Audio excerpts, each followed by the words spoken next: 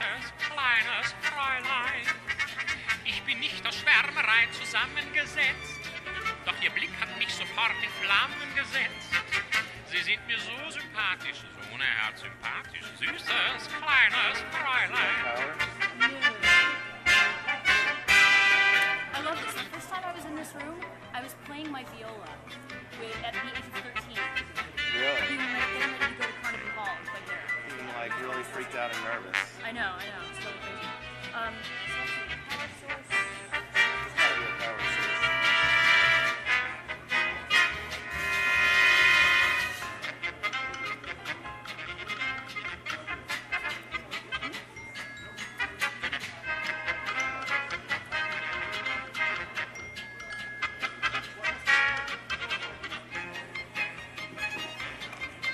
Are you all academics? Is this you? Where should I go?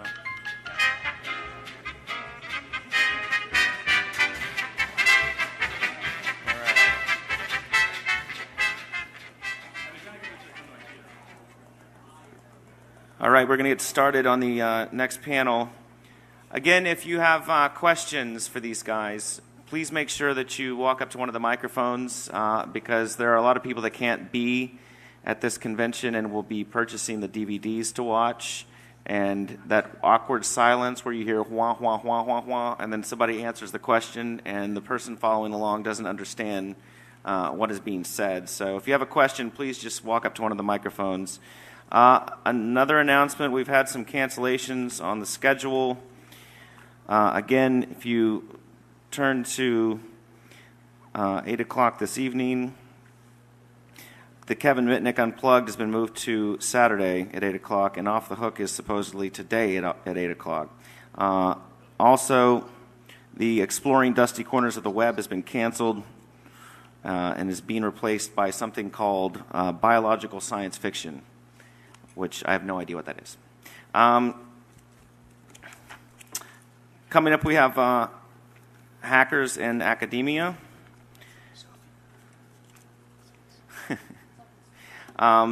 With number 21, number 90, and number 144, which are also known as Java Man in the middle.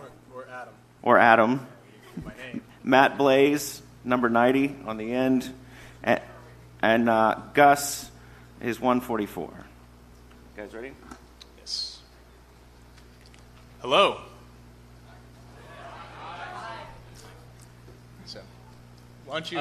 I guess I could give an introduction. Okay. The title of the panel is "Hackers and Academics," and this is a couple different. It's about a couple different ruminations on several different things, such as differences in methodologies by which hackers approach problems and academics approach problems, as well as what happens when a computer hacker tries to go and get their PhD or goes through graduate school and formal education, as well as what happens when they go into the university system and educate their students. And I think that's a very quick, brief overview. And we want this to be a very interactive thing with people asking questions, especially anyone who's going through looking to go into graduate school to study computer security or computer engineering or the like.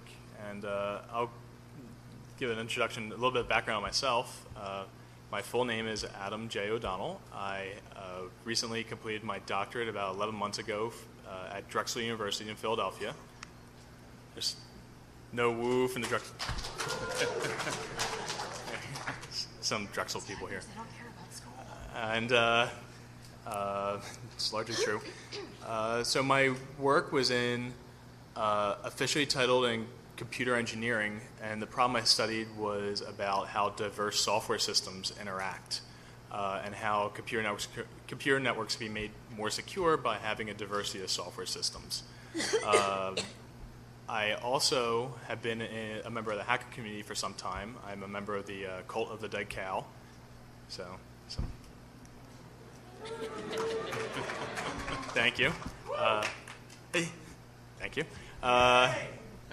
And also, I've worked in the computer security industry for some time. I worked for a company now owned by There's an VeriSign. industry? There's an industry, believe it or not.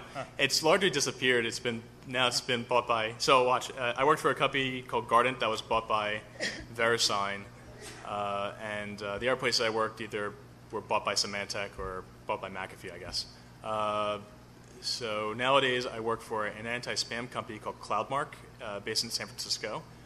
And so if anyone has a CloudMark safety bar, CloudMark toolbar, and Outlook, you know what this is. Also, it's the commercial extension of Razor, for those of you who run Spam Assassin. My experience through graduate school is definitely a little bit challenging than most other people's experiences through graduate school, is I had to learn new methodologies for exploring problems. And I'll talk about that a little bit later. But I guess, Matt, you want to? Okay. I'm Matt Blaze. I've been a hacker for as long as I can remember. And right now I'm a professor at the University of Pennsylvania. I'm going to just talk a little bit about my own career and what I think the relationship between computer science academia in particular, but I think academia in general, and the hacker mindset is, as I see it, and kind of from my perspective, and how we think that they're very different, but in fact I think they're really exactly the same. And I don't think you had to learn a new methodology. I just think you had to learn new names for things that you already understood, or at least the important ones were just new names for things that you already understood. So I got my PhD a long time ago, or back started it in the 1980s, so in the previous century, and at Princeton University, probably the most stodgy sounding university you're going to come up with in the United States, and was one of a fairly small group of people in the computer science department there who was interested in systems. Princeton at the time that I was there was very heavy on theoretical computer science. I was kind of interested, the joke was, and this didn't make me a lot of friends, a lot of people there were theoretical computer scientists. I wanted to be an actual computer scientist. And the irony is that as I've gone on, I've become actually more theoretical, and all of the theoretical things that I've become interested in have fed back into my kind of hacking interests. So when I finished my degree in 92, I thought, okay, now I have to go and get a job.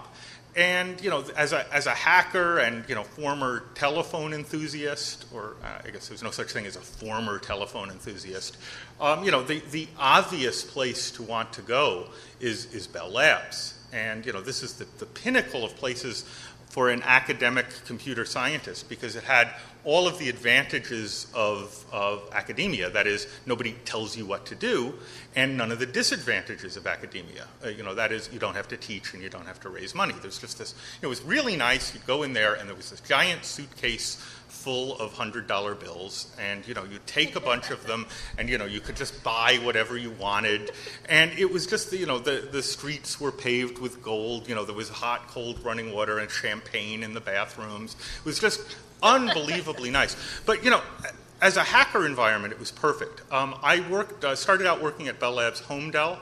I had a boss, Tom London. He never asked me what I was doing. I would tell him every now and then what I was doing, and that was fine. The requirement was you had to, be doing interesting stuff. And eventually I moved to Bell Labs Murray Hill in kind of the northern part of New Jersey. For some reason, New Jersey is kind of the epicenter of telephone research. And the thing that kind of summed up the environment of the place, I had the best office in the world. It did have windows and actually had a fairly nice view, but they were completely covered up by filing cabinets that covered the windows. I had this corner office, but you couldn't actually see out of the windows. And in order to get to the office, you had to walk down this hallway with "Danger, do not enter, this is not a hallway" in it. climb over a bunch of glass pipes from some lab with toxic chemicals upstairs. It was kind of some old machinery that you had to kind of shimmy past. And then, kind of down at the end of the hall, there was my office. And I thought, this is absolutely the perfect office. Because on my way to my office in that little hallway, people, because there was this little passageway nobody knew was a passageway that you had to go through to get to it, people would leave their trash there. And so, every now and then there'd be a microscope there, and oh, good, now I get to play with a microscope, and I'd kind of move that into my little lab area. And, every now and then somebody would leave a spectrum analyzer. Okay, now I can play with a spectrum analyzer. And I would just kind of accumulate toys and play with them and learn how to use them. And, basically, hacking for a living. And that was just wonderful. Now, for those of you who've been following the telecommunications boom, eventually things kind of turned sour in the telecom industry. And the, supply of suitcases full of money started to dry up a little bit. And because my research area was computer security, the interesting thing is that didn't really have much effect on me or my group. They still said, in this environment, well, you guys are important. What you're doing is important for the business. But the people that made it such a special hacking environment, there were artists working at Bell Labs, there were theoretical physicists doing things like inventing the transistor. And those people didn't have a direct connection to the company that could be articulated. And so they kind of started flying away, and it became less of a hacking community and more of a business-oriented community. And that's when, life as a hacker started to turn intolerable. So at that point I thought, well, what do I want to do? And I moved back into academia. And so at the end of 2003, I joined the University of Pennsylvania as a faculty member, took a substantial pay cut, and am easily working twice as hard. And absolutely loving every minute of it. One of the differences between the academic world and even the most benign, benevolent, wonderful, nurturing industrial environment is that in the academic world, you are in a very, very real sense your own boss. You may have a boss in an industrial world who appreciates what you do and never tells you what to do, but you're still actually working for that person. You still actually have to articulate what you're contributing to the company. As an academic, what you really are is the CEO of a very small brand, that is essentially your own research. And you do have to raise money in order to support that. You have to collect, you have to attract investors like the National Science Foundation or companies who might want to support your research because you're going to do good things. But there's a mechanism for doing it. But you are fundamentally, in charge of your own destiny. Tomorrow, I decided that computer security and crypto wasn't interesting, and I want to start working on time travel. There is nobody whose job would be to stop me from doing such a crazy thing. And that's a very, very real difference that's just perfect for the hacker mindset if you learn the little rules of that game. So right now, one of the things you have to think about as an academic is what are you trying to accomplish? And I've realized that since I don't have kids, that my only hope for immortality is to produce grad students who become professors and produce more grad students who become professors. So one question you have to ask is, well, what kind of grad students are you trying to attract? So I think about the students that I'm working with as being people who want to study hacking. That in a very broad sense, but also in the narrow sense that can be made to fit in the academic environment. Ken Thompson, who, if you don't know who he is, you should know who he is. He's one of the great hackers of the world. He's one of the co-authors of the Unix system. He's also from Bell Labs, although we worked in different departments. In his Turing Award lecture, if you don't know what the Turing Award is, you should.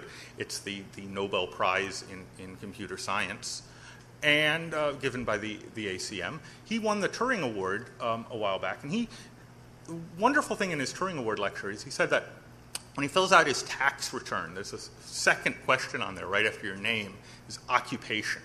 And he writes down programmer. Even though this guy is like, he's not, calling him a programmer is like calling, Da Vinci a painter. It's really understated, but he thinks that's an honorable thing to be. So for the last 10 years, I've been writing down hacker on my tax form. And, I believe that's the most honorable title that somebody in our world can aspire to. And, let me encourage you to do that. Everybody here, next April 15th, put hacker on your tax return. That's my little Alice's Restaurant moment. I want to start a movement here.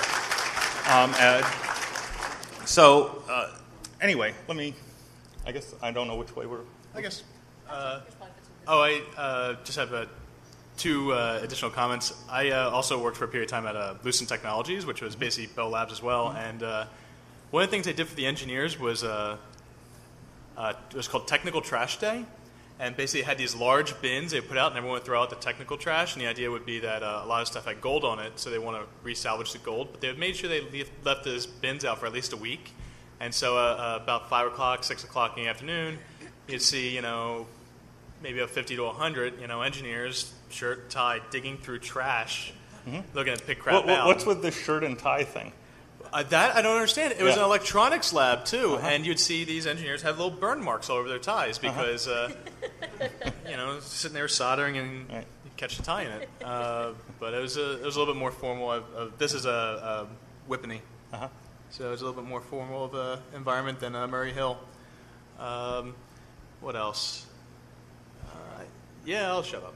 So I'll probably, I'll comment a little bit more on the graduate school experience for those in a few more minutes. And Gus? Sure. My name is Gus Andrews. I'm a doctoral student at Teachers College at Columbia University. No, I'm not going to be a teacher. We do other things there, too.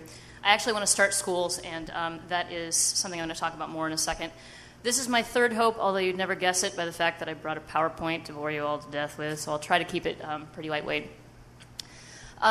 So I've been in this doctoral program studying communications and education, specifically media literacy and virtual worlds for 3 years now.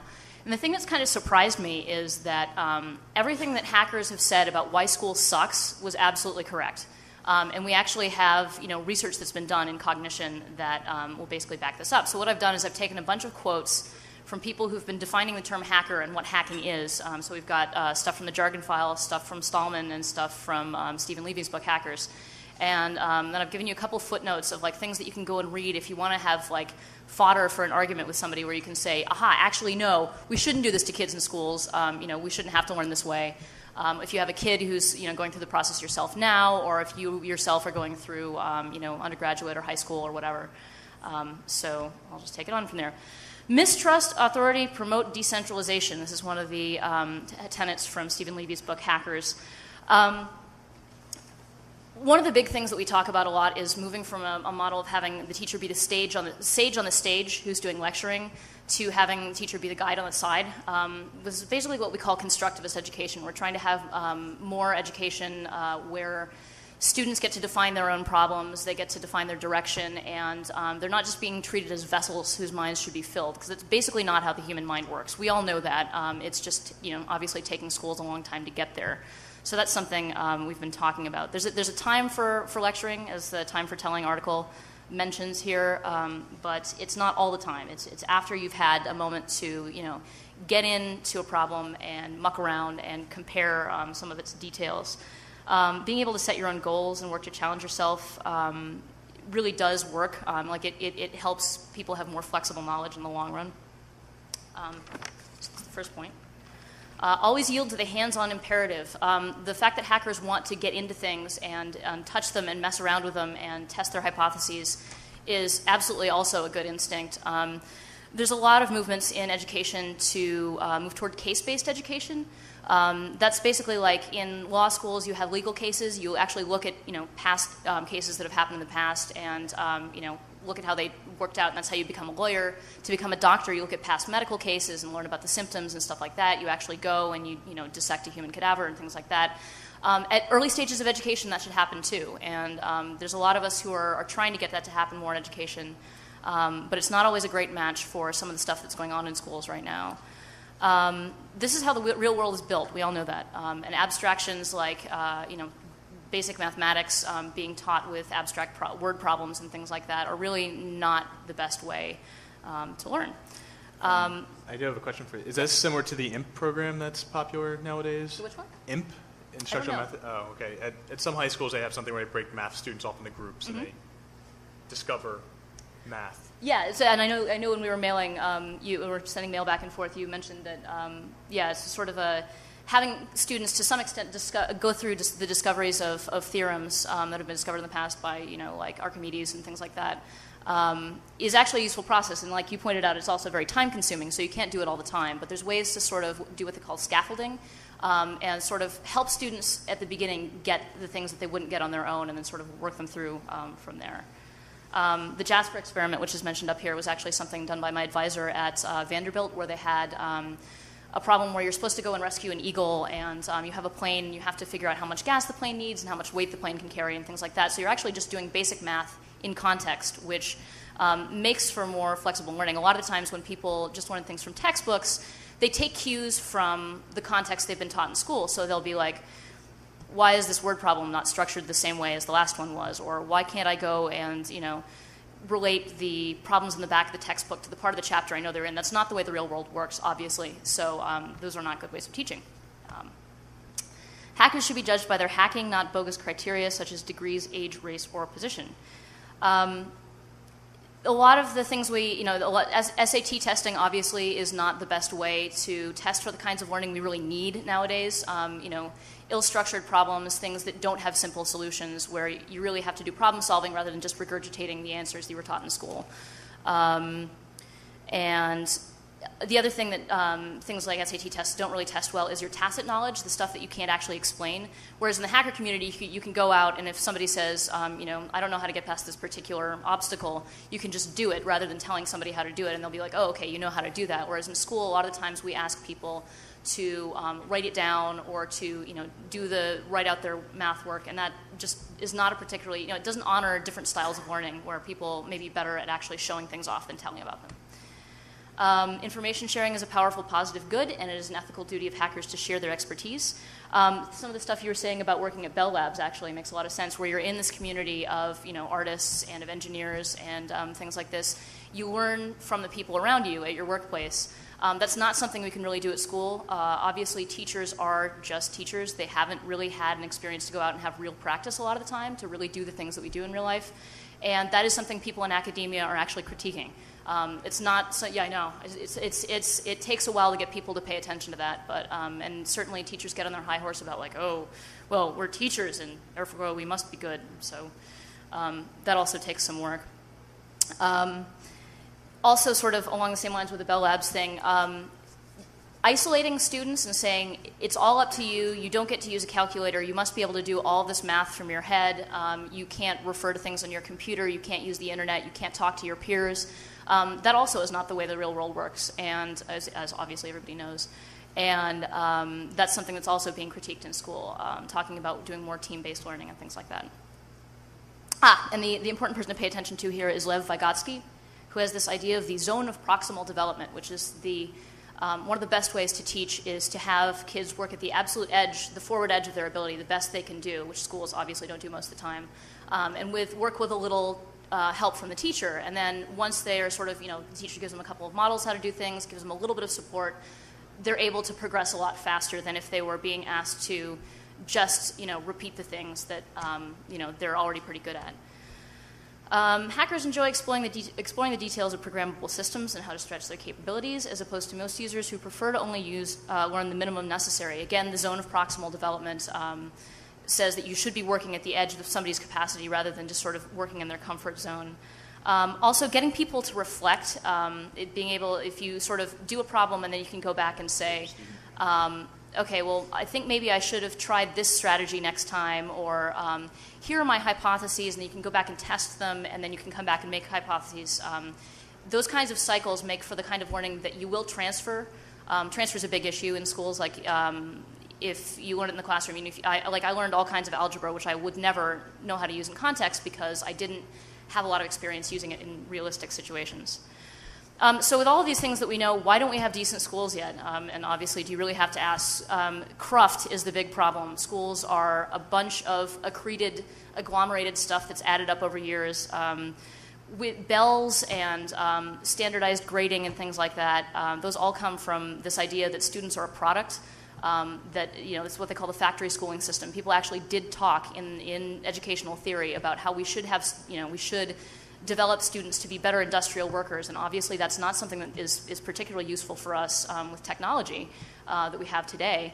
But that still remains as the system of our schools, and people continue to teach that way just because that's how they were taught, that's what they're comfortable with. So unless you really go in and actively work with teachers in schools of education, it's very hard to get them to break their habits. Nationalism also, we still have a lot of stuff that's sort of left in the education system about like, well, here's what democracy ought to be, you ought to learn history. I hear that they just passed a law in Florida, unfortunately, I don't know, did anybody else hear this, where history is to be taught as fact and not as something that's been written by people in the past with viewpoints.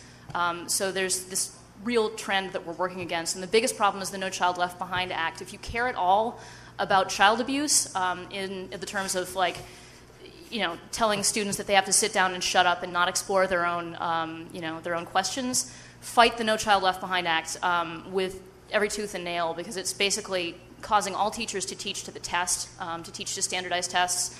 We're hearing things at conferences, like I was at a literacy conference a little while ago, and a teacher stood up and said, I was in a school a little while ago, and this kid went up to a shelf and picked up a little truck off the shelf and came over to me and said, teacher, remember when we had recess?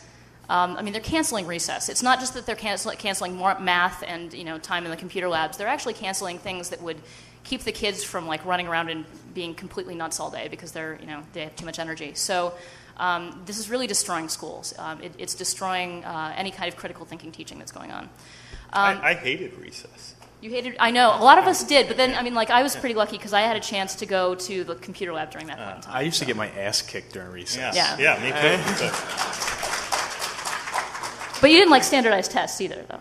I didn't like those, but I hated recess more. I'd rather taken a standardized test. Well, this is also the kind of thing where, like, if you have a one-size-fits-all education system, you have teachers who are like, you must go out and play at recess. It's good for you to have your ass kicked because you have to learn about the social order, So, the more we can sort of fight the way schools try to turn everybody into the same people, that's absolutely key. Yeah, those guys pump my gas now. I sure as shit know the social order.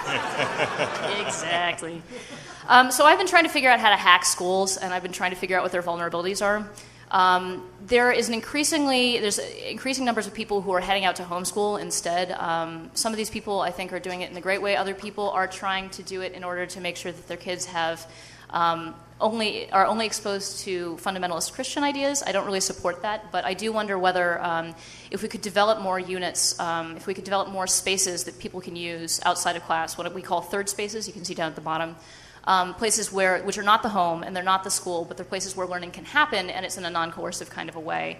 I'm hoping to find hackers and bring them there. I think actually we've got good models for this already. The way a lot of people learned over IRC and BBSs back in the day, there's been hackers have always taught each other this way. Geeks in general have always taught each other this way, and I'd actually like to find a way to sort of formalize that, not to make it like, okay, we're all going to have grades, but like to be able to put it on your resume, in a way, because I know there's a lot of hackers out there who didn't get BAs and may find that to be a liability in the job market right now, people who dropped out of high school.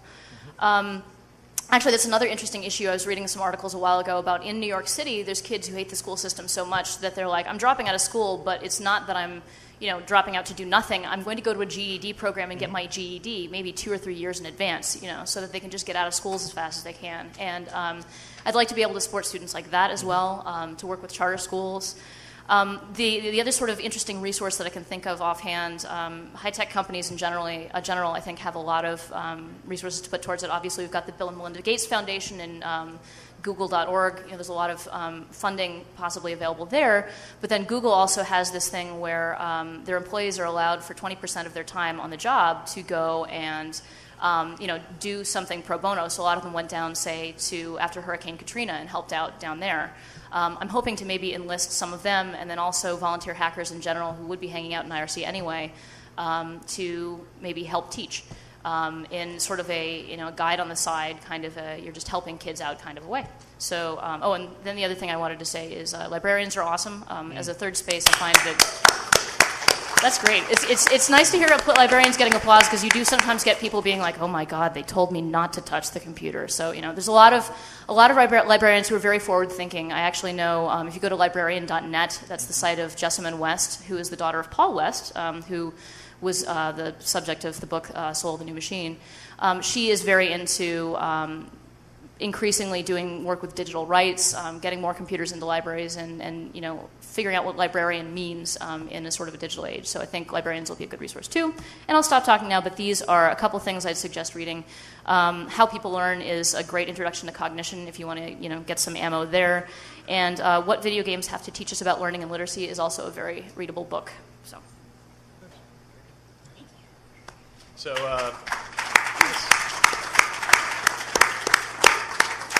I would like to open up the floor to questions, and also specifically, why don't you ask if there's any things you want us to elaborate on, and I want you to elaborate on epistemologies, because I wasn't really sure what you were going to talk about with that. So, epistemology is the way humans construct knowledge and build bodies of knowledge, and I have been thinking a lot about how hackers in the traditional sense, I guess, versus academics build up pools of knowledge, and it seems almost that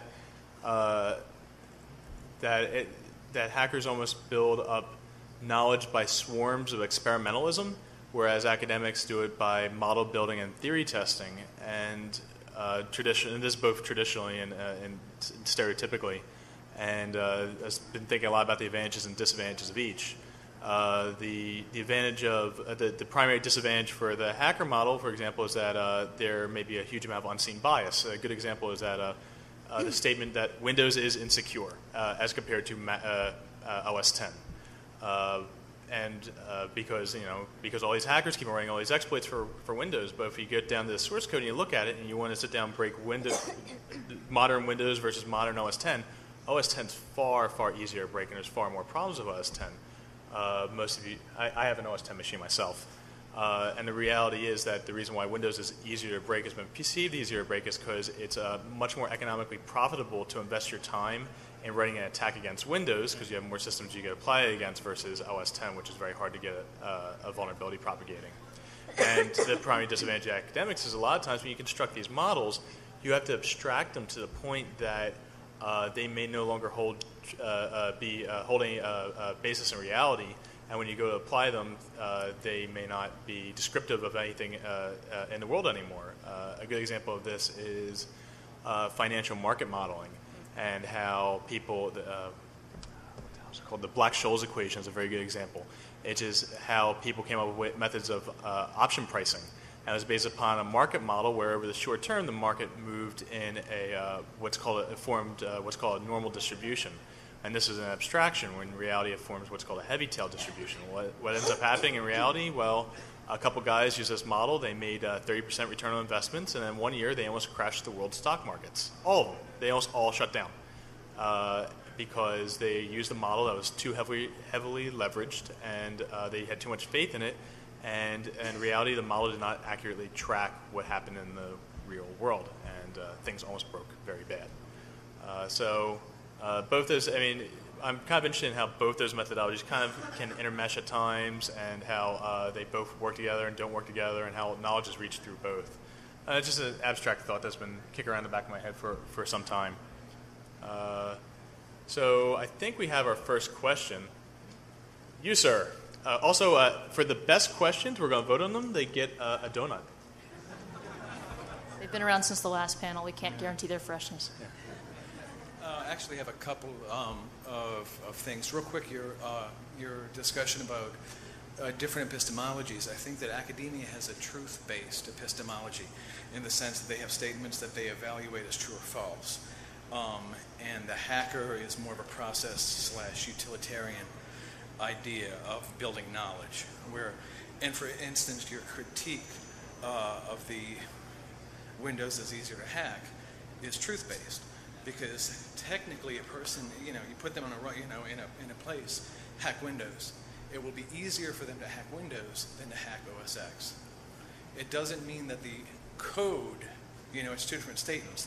Saying that the Windows code is equally insecure, or Mac OS X code is more insecure. It's a different statement than saying it's easy to hack. It's just, again, truth-based epistemology versus process/utilitarian-based. Right, and I largely agree with that. It's while it's not, it was much more nuanced than that. I think that is largely true, and mostly not because of necessarily the way these people are trained, but also it's what is expected out of them largely by people who fund them and their peers that taught them when they went to university and the like. Yeah, I mean, although let me just say one thing in kind of defense of academia. I think in our modern society, pretty much the only people who are supported by society whose job is quite specifically to be as subversive as possible are academics, right? This is this is kind of, if you want the job description of an academic, it is to be disruptive, to change things, to undermine, our existing thoughts. So, that you have to kind of temper this very structured model for what constitutes, an acceptable increment in academia, and it certainly is tedious. But on the other hand, the flip side of that is, disruptive is the ultimate success, which is, I think, a very hacker but that's friendly. That's also not completely protected. I mean, obviously we have the right wing making attacks on academics right after 9/11, but then also on top of that, there's a movement afoot to try to standardize education at the higher education level, much in the way that they're doing with the No Child Left Behind Act. So they're trying to say, okay, if you're in such and such a program, you're going to learn this and this and this and this. So they're trying to standardize that as well to make academics into products, which is really sad from my point of view, because I'm in a department where I work with sociologists and linguists and historians and an artist and classicists who are insistent that we read Plato 5 times a year. I have this really sort of like weird synergy going on with all these different ideas, and that really helps. And I think it's a problem if we begin to let people say you are going to have to be able to perform on a standardized test. Things like that. And in fact, so 2 additional statements to that. That's absolutely true. In fact, the only time I could really say that I had complete freedom to really do what I wanted to do was when I started my graduate degree. After undergrad was finished, after I had that piece proven that I was able to do that, I received a grant from the National Science Foundation for my work. And that grant basically said, here is about close to $250,000. Go pay your tuition, go pay yourself, come back in 3 years with whatever. Right. And that's what it was. So that was an incredible amount of freedom. And one additional comment to what you were saying is it's very ironic that the standard formula for academic research is read a bunch of papers, pick a flaw across the entire idea set, and then change the way the world is. So it's almost like it's a formula to break things.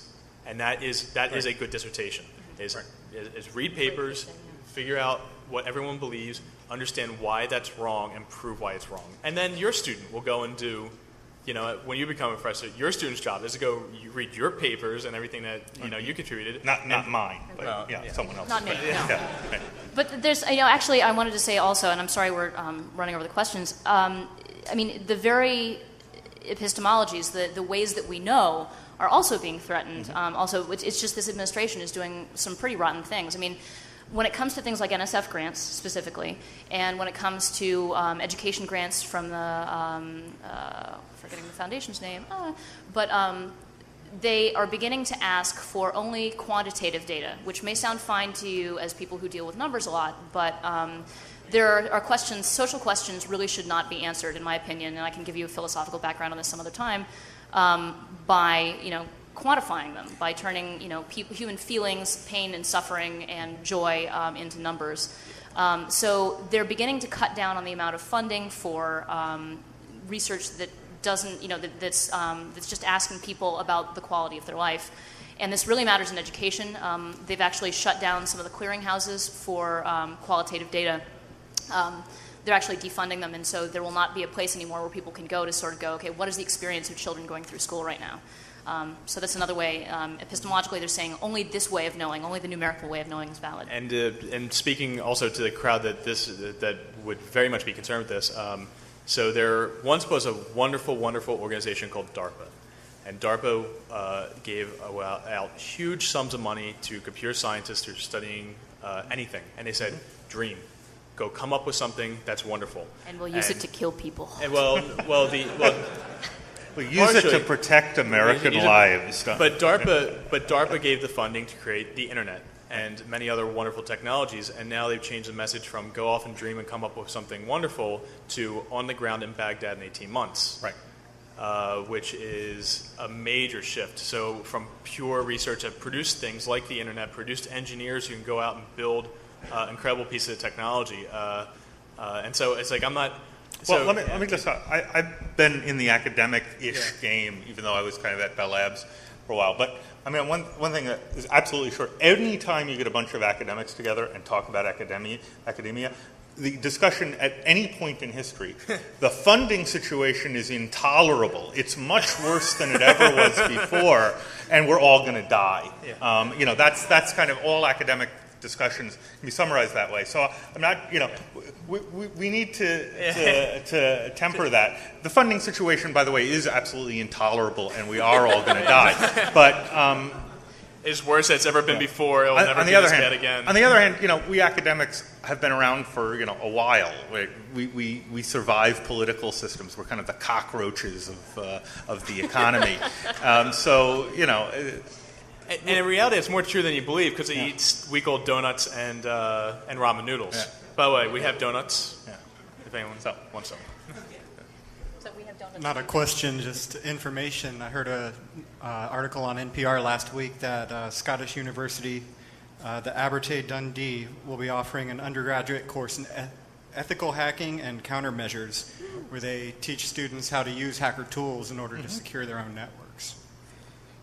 I love that they call it ethical hacking. That's cool. Yeah, you got me. I generally take a lot of the undergraduate things to be a gimmick, mostly because I know that people don't like the idea of learning the fundamentals sometime, but if you know assembly language, you'll be able to break systems far better than from now to any time in the future than if you learn what the current set of hacker tools is. They require a background check. Yeah, that's really a gimmick to get undergraduate. Reputation. More. Yeah. So I'm not all that convinced that DARPA is necessarily doing the funding for 18 months from now. Speak up, please. I'm not all that convinced that DARPA is just doing the 18 months from now funding. I think they also have a lot of programs for 5 years off, 10 years off, and all sorts of things like that. But that was just from recently reviewing the webpage with solicitations. In any case, back to my actual question. Actually, let me just speak to that real quick. I want to just get to one of my pet peeves. One of the big problems is if you look at the DARPA budget, it used to be about 50-50, and that might not be exactly the right number, but classified and unclassified programs. The academics, are kind of limited to the unclassified programs because academia is inherently open. That's basis for the scientific method, really important. Never get a security clearance. That is the surest form of selling your soul out. DARPA funding has been shifting more and more into these classified programs that the open community can't be in. So a lot of those forward-looking ones are in programs that the open academic community is excluded from. Do you have a new percentage? Because you just said 50-50. That's about right. Put it this way, the classified budget's classified. But, I mean, DARPA is very heavily oriented toward classified programs right now. So we're kind of cut out of those. But anyway, sorry. So my question, I guess, comes to these new sorts of schools that you kind of are considering opening. What sort of testing might you do? Because I understand standardized testing currently wants something efficient where potentially you can take one test and slam a number on someone and send them off. So with like a different sort of school, you'd need a different sort of testing system, right? Yeah, are you saying what kind of testing should we do instead? Yeah, I'm just one of the things that seems to work because it's portable and it really provides examples is portfolios. Like you do projects and then you have documents that you can carry around with you. It actually happens a lot now, and I'm pointing to my friend who's teaching over at Montclair State. In schools of education, like we're in, where you have teachers who are like, okay, here's the leftover materials from the, this particular unit that I taught, or here's a paper that I wrote on this. So that kind of stuff, I mean, like that's sort of more like the SAT-2s where you actually have exams, writing exams and stuff like that. People can actually see what your work is, and that could come in the form also of websites or, snippets of code or things like that. So that I think is sort of more what we're suggesting for a more complex means of evaluating people. And at the graduate school level, that really is what you have. Right. Yeah. You have very much a one-on-one experience with your advisor. You have articles. You have CV. You're responsible for producing articles. You're responsible for giving talks. Right. No one looks at your grades. No. Yeah. No one. No one cares about that. Yeah. My question's also about the No Child Left Behind Act. Yeah. I'm wondering, so I see the No Child Left Behind Act as sort of risk management done by the government on schools, because in a world where there are no tests, there are certain risks. It comes at in my opinion, a higher cost than is worth it in the terms of quality of education. But I'm wondering what you think are the risks of, I guess, particularly leaving children behind. Well, that's what the Act is really doing that anyway, yeah. But what do you think would happen if we decided to maybe abandon, or not entirely abandon, but let schools be less structured? And what risks do you think the government is trying to prevent that maybe are valid or invalid risks? Well, if you produce students who aren't just quantifiable products, honestly, there is kind of a mismatch with the rest of the economy as a whole, because everything else is a commodity. Ultimately, it can be standardized. It can, a McDonald's hamburger is the same wherever you go. There are ISO 9000 standards for all kinds of different things. So it's the same kind of thing. It's to make it so students can go very far away and do work, and people say, this is who you are. But honestly, you can't standardize people, and so ultimately that's not really working anyway. Like my grades, when I went, 3,000 miles away to college, who knows? Who knew who I was? Like they thought they knew, but I don't know. It's up to you. I think it's up to each of us to decide whether we think that people can actually be judged that way. So I think the risk is that you end up with a great deal more unknowns, basically, as you said. And I don't know if that's a suitable response, or whether you want to hear more. But that's ultimately what you're risking is having mismatches. And the sad thing is a lot of these things would not be necessary if we had this is really preaching to the choir, but if we had a culture of learning in our society, which we really don't. We have a culture of work. Yeah. But if we had I was raised in a household where my father was going to school while being a teacher, and my mother is a substitute teacher. So if there's I guess if a family industry, it's education. My entertainment was going to the library, and there was definitely a very strong culture of wanting to learn and wanting to read and wanting to do things, and so that's an interesting point. I mean, one of the big things, and speaking of mismatches, there will always be mismatches on the other end too. If you continue with standardized testing, what you get is kids who do not come from academic households, especially from poor working class households. Who are sort of like, what is this school thing? It's nothing like what I do at home. When I'm at home, there's been some work done on African American communities and how the way parents ask questions to kids is very different. For example, parents will ask kids in African American communities when they really want to know an answer and they don't know the answer to it. Whereas in schools, generally we ask questions that we already know the answers to. And so we're asking students, but students don't quite, sometimes African American students are seen as surly by teachers, and this is the research that's been done, because they're like, you obviously know the answer to that question, why are you asking me? So there's these mismatches in how we ask questions, there's mismatches in how we know, and So when you have a standardized system that middle class and upper middle class students are really good at doing, if they have models at home for it, like their parents read the paper, their parents ask certain kinds of questions, then you end up leaving behind the kids who are not born into that culture. And I think probably a lot of us were born into that culture. So that's just something you have to consider. That's the other, the other side of the equation. I mean, and really, it doesn't, while it is strongly correlated with economics, it doesn't have to be. I mean, we were poor and working class, actually. Yeah, it was just that at some point, my family made the decision that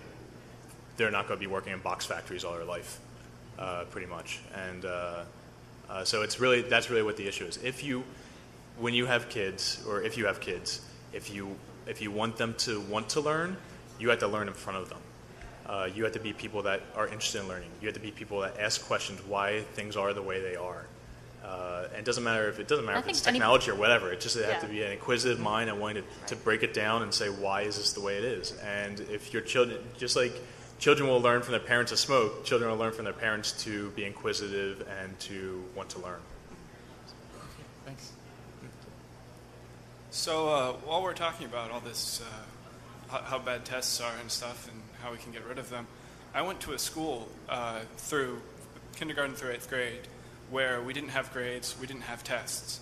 And we had parent-teacher conferences and a portfolio sort of thing where we wrote down everything we learned in a pretty cool book, and eventually we even bound our own books.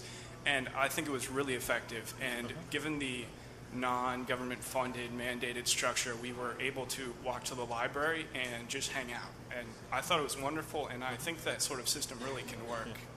Yeah, cool. And that works very well for many people or many self-motivated students. I think that's a big part of it. Yeah. Is sometimes that's...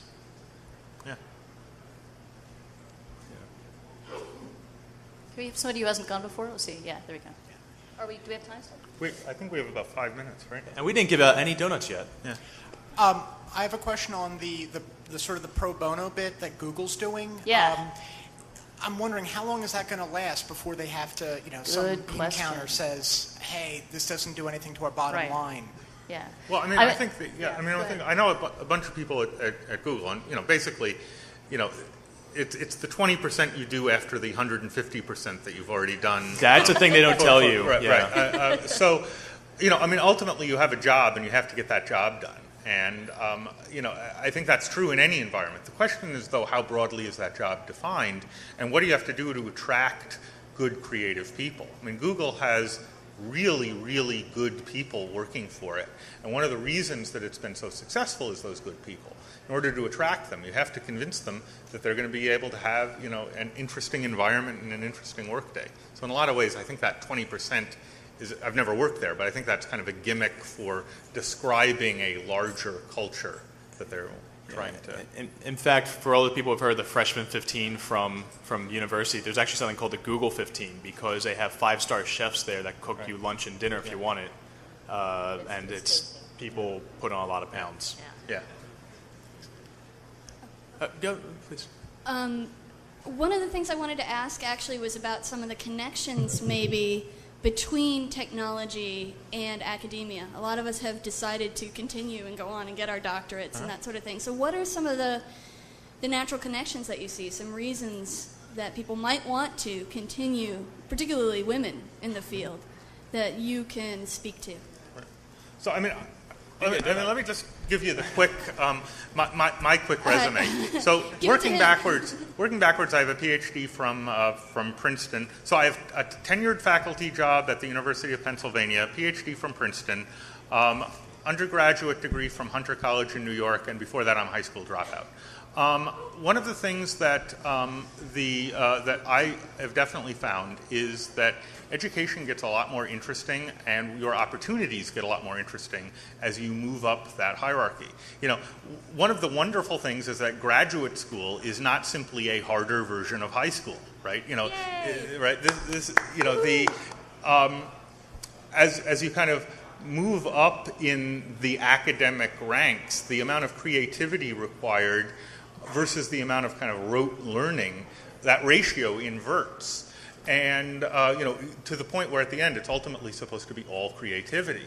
And, unfortunately, people aren't allowed to be creative at the point at which they're making choices that are going to affect their opportunities much, much later.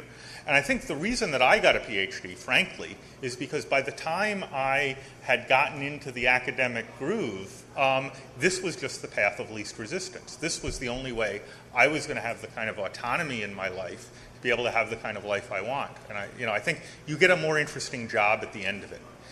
Not for the money. The opportunity cost of getting a PhD, economically, bad deal. But if you want to enjoy your work, it's a surer bet. And I think that's an excellent point to end on. I'd like to thank everyone for attending, and we'll be able to still take questions after we step off. Kleines Fräulein, ich bin nicht aus Schwärmerei zusammengesetzt, doch Ihr Blick hat mich sofort in Flammen gesetzt. Sie sind mir so sympathisch, so unerhört sympathisch, süßes, kleines Fräulein. I love this. The first time I was in this room, I was playing my viola at the age of 13. Really? Getting ready to go to Carnegie Hall and play there. Being really freaked out and nervous. I know. It's totally crazy. Power source. It's gotta be a power source.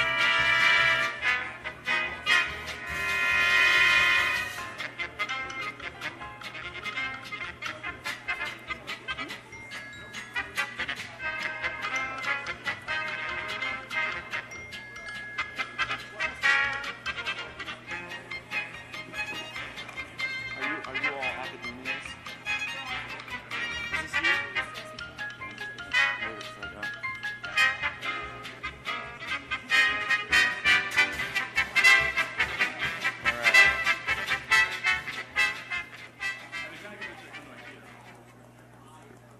All right, we're going to get started on the next panel. Again, if you have questions for these guys, please make sure that you walk up to one of the microphones because there are a lot of people that can't be at this convention and will be purchasing the DVDs to watch. And that awkward silence where you hear wah, wah, wah, wah, wah, and then somebody answers the question and the person following along doesn't understand what is being said. So if you have a question, please just walk up to one of the microphones. Another announcement, we've had some cancellations on the schedule.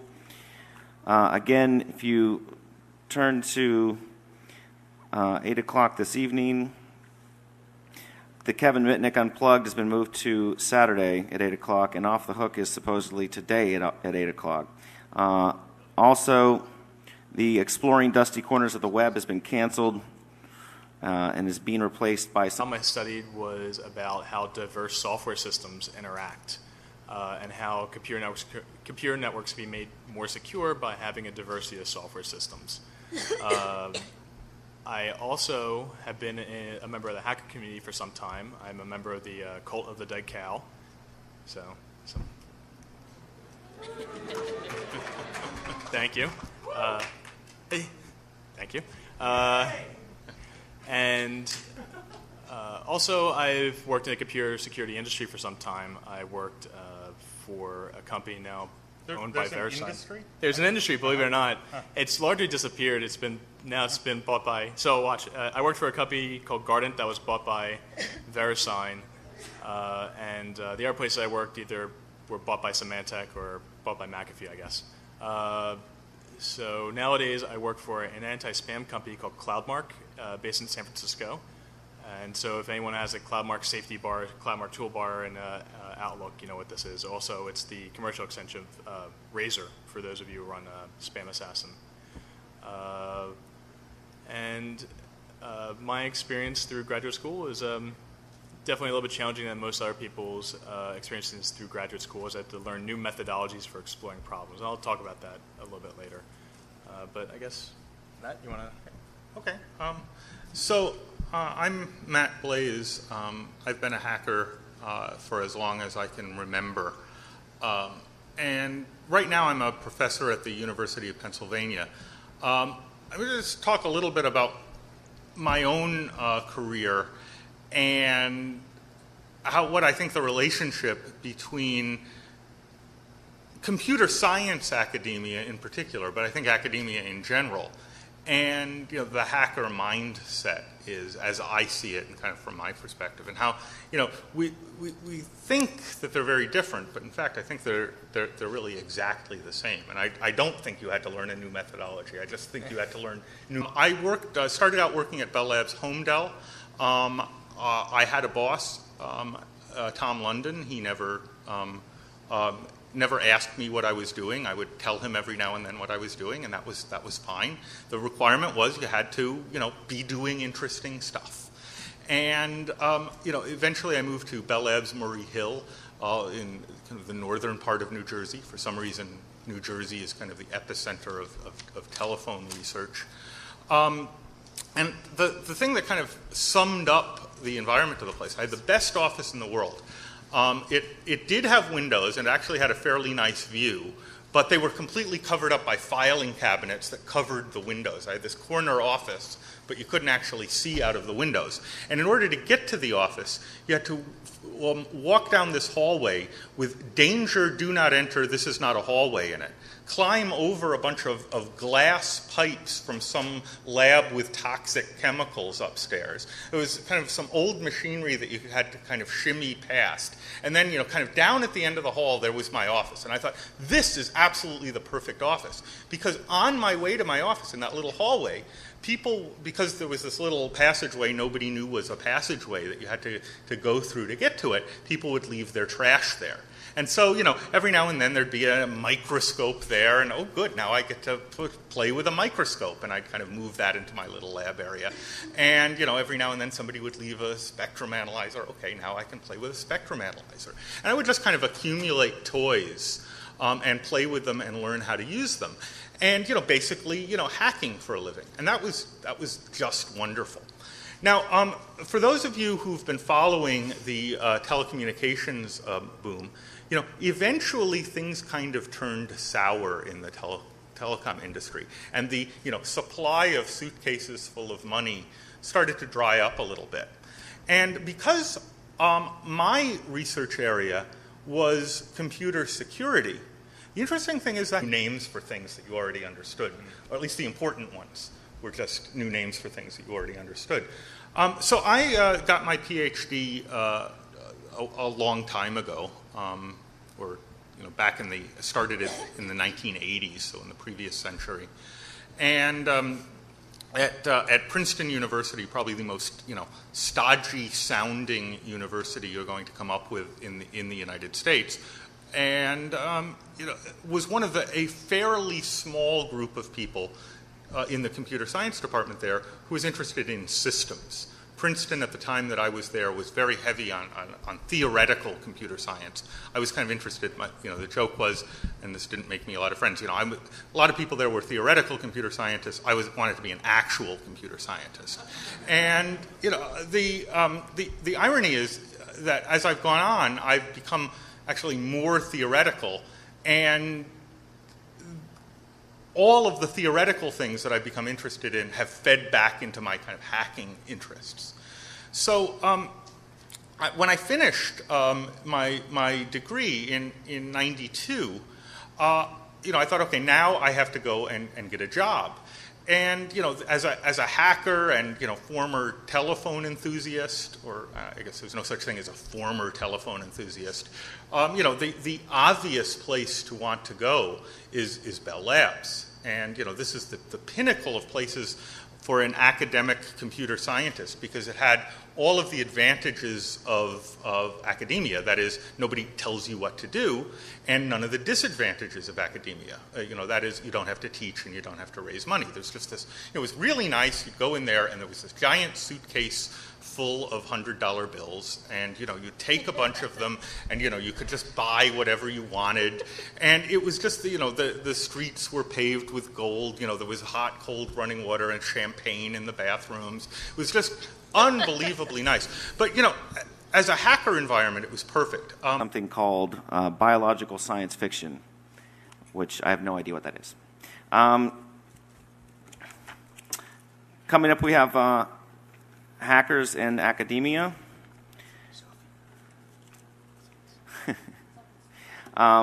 With number 21, number 90, and number 144, which are also known as Java Man in the middle. Or Adam. My name. Matt Blaze, number 90 on the end. And Gus is 144. You guys ready? Yes. Hello. So, why don't you? I guess I could give an introduction. Okay. The title of the panel is "Hackers and Academics," and this is a couple different. It's about a couple different ruminations on several different things, such as differences in methodologies by which hackers approach problems and academics approach problems, as well as what happens when a computer hacker tries to go and get their PhD or goes through graduate school and formal education, as well as what happens when they go into the university system and educate their students. And I think that's a very quick, brief overview. And we want this to be a very interactive thing with people asking questions, especially anyone who's going through looking to go into graduate school to study computer security or computer engineering or the like. And I'll give an introduction, a little bit of background on myself. My full name is Adam J. O'Donnell. I recently completed my doctorate about 11 months ago at Drexel University in Philadelphia. There's no woo from the Drexel. Some Drexel people here. And it's largely true. So my work was in officially titled in computer engineering, and the